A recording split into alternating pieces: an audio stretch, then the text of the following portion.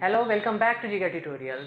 My self Shreyansh और आज मैं पढ़ाने नहीं आया हूँ, एक बार फिर से आपके लिए लेकर आया हूँ एक छोटी सी कहानी जिसके लास्ट में मैं आपको सुनाऊंगा एक छोटा सा मोरल।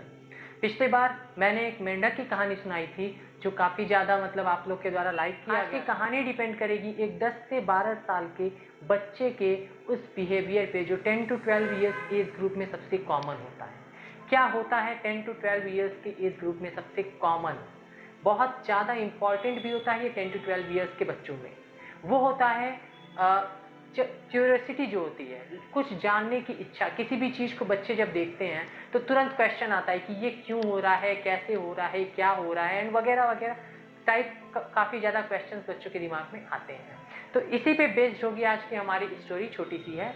आज की स्टोरी में हम बात करेंगे एक अंकल की जो ऑफिस वर्कर हैं और उनके बच्चे की जो 10 से 12 साल का है। ठीक है, तो चलो स्टार्ट करते हैं हम आज की कहानी अपनी। तो कहानी शुरू कहाँ से होती है?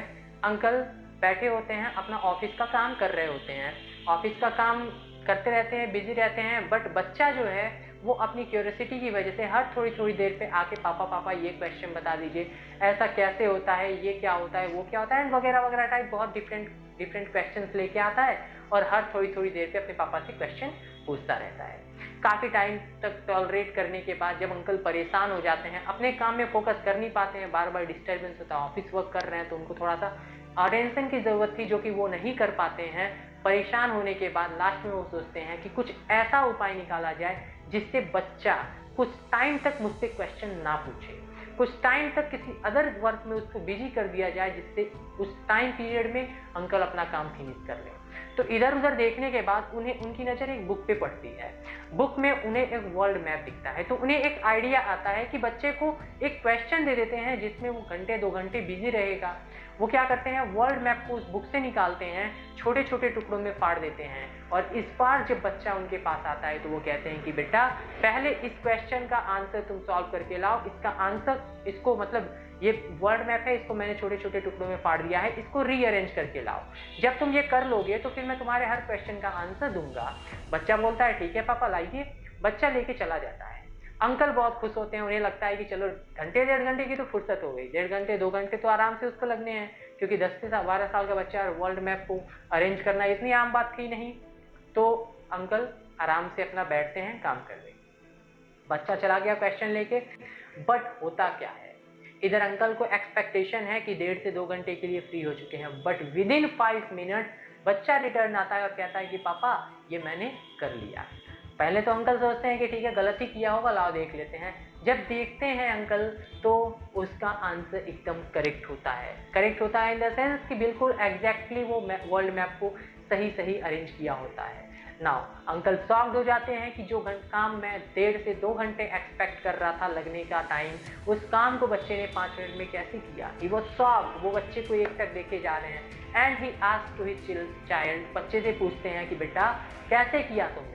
तो बच्चा क्या जवाब देता है? बच्चा कहता है कि पापा जब आपने मुझे क्वेश्चन दिया, क्वेश्चन देखने के बाद मुझे लगा कि ये बहुत टफ है, या तो मेरे लेवल से ऊपर है, मैं इसे नहीं कर पाऊंगा, या फिर मैं इसको करूंगा तो काफ़ी टाइम लगने वाला था। तो मैंने इस क्वेश्चन को किसी और तरीके से सॉल्व करने की कोशिश की। अलट पलट के देखा मैं तो पीछे मुझे एक कार्टून दिखा। मैंने कार्टून को सेट किया और वर्ल्ड मैप अपने आप तैयार हो गया।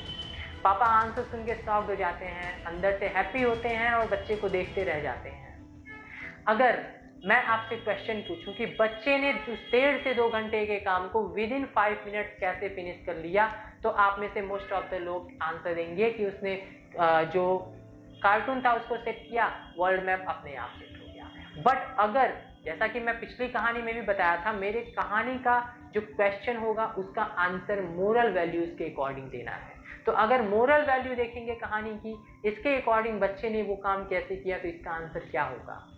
What will be the answer? The answer is that कि बच्चे ने उस सवाल को किसी अदर तरीके से सॉल्व करने की कोशिश की।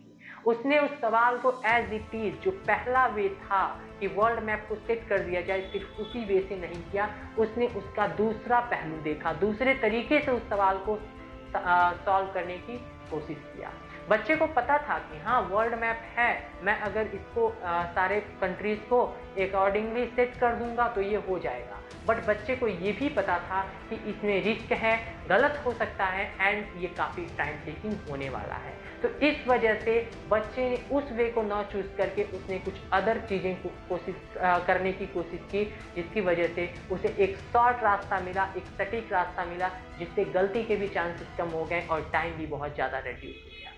ठीक है, तो क्या समझ में आता है इस कहानी से? यही कि हमें किसी भी समस्या को एक तरीके से नहीं देखनी चाहिए, हर समस्या के हर पहलू का आकलन करना चाहिए। लाइफ में कभी भी हमारे साथ जनरली क्या होता है, प्रॉब्लम आती है, हम उसे देखते हैं, एक तरीका हमें जनरली पता होता है कि इसको इस तरीके से सॉल्व किया जा सकता है, उस वे पे हम चल पड़ते हैं। ये नहीं देखते कि रास्ता कैसा है, लंबा रास्ता है, इसमें रिस्क कितना है, ये सारी चीजें नहीं देखते। सिर्फ एक पहलू को, किसी भी समस्या के एक पहलू को देख के हम आगे बढ़ जाते हैं, जो कि बहुत गलत है। किसी भी समस्या को लाइफ में एक पहलू से नहीं, एक एंगल से नहीं, उसके हर पहलू को देखना चाहिए। जो वे आपको बेस्ट लगता है, शॉर्टेस्ट लगता है, इजीएस्ट लगता है, उस वे को हमें चूज करना चाहिए। एक एग्जाम्पल, जब हम मैथ्स का क्वेश्चन सॉल्व करते हैं तो कई बार हम सुनते हैं कि इस तरीके से करेंगे तो सॉल्व तो हो जाएगा, बट बहुत लेंदी होगा, बहुत हार्ड हो जाएगा। कई बार हम कैलकुलेशन करते टाइम जब एग्जाम में क्वेश्चन सॉल्व कर रहे होते हैं तो ऐसा भी होता है कि क्वेश्चन का कुछ सॉल्यूशन टफ आता है, तो हम उसको दूसरे तरीके से सॉल्व करने की कोशिश करते हैं और वो इजी हो जाता है। जैसे मल्टीप्लिकेशन वगैरह का कई लोग शॉर्टकट ट्रिक जानते हैं कि इसको ऐसे करेंगे तो लेंथी होगा, ऐसे करेंगे तो शॉर्ट हो जाएगा। तो वही चीज़ हमें लाइफ में करना चाहिए। सिर्फ मैथ के प्रॉब्लम्स नहीं, लाइफ में जो भी चीज़ें आ रही हैं सामने, उसको शॉर्टेस्ट वे, इजीएस्ट वे ढूंढो, उसके हर पहलू को देखो और उसके बाद उसको सॉल्व करने की कोशिश करो। ठीक है, एक और एग्जांपल ले सकते हैं कि जब हम सॉस या जैम का बॉटल खोलते हैं तो एक एंगल से उसको ट्राई करते हैं, अगर वो नहीं खुलता है तो क्या हम बॉटल रख देते हैं? नहीं, करते क्या है, उसको हर एंगल से खोलने की कोशिश करते हैं एंड डेफिनेटली किसी एक पॉइंट पे वो जाके खुल ही जाता है। तो अगर कोई भी, देखो हार कभी नहीं मारनी है, अगर ताला बना है तो उसकी चाबी जरूर बनी होगी। सिर्फ जरूरत है तो हमें अपनी नजरिया बदलने की, हमें ये देखने की कि प्रॉब्लम का बेस्ट वे, शॉर्टेस्ट वे, इजीएस्ट वे क्या है सॉल्व करने का। तभी हम उस बच्चे की तरह 1.5 से 2 घंटे का काम, जिसमें रिस्क भी हो सकता है, उसको हम 5 मिनट में बिना किसी रिस्क के इजिली सॉल्व कर सकते हैं। तो कैसे लगी है मेरी कहानी और मेरे मोरल के अकॉर्डिंग आपको, और क्या इस कहानी से मोरल समझ में आ रहा है और क्या सीख मिल रही है, ये बताइए कमेंट बॉक्स में।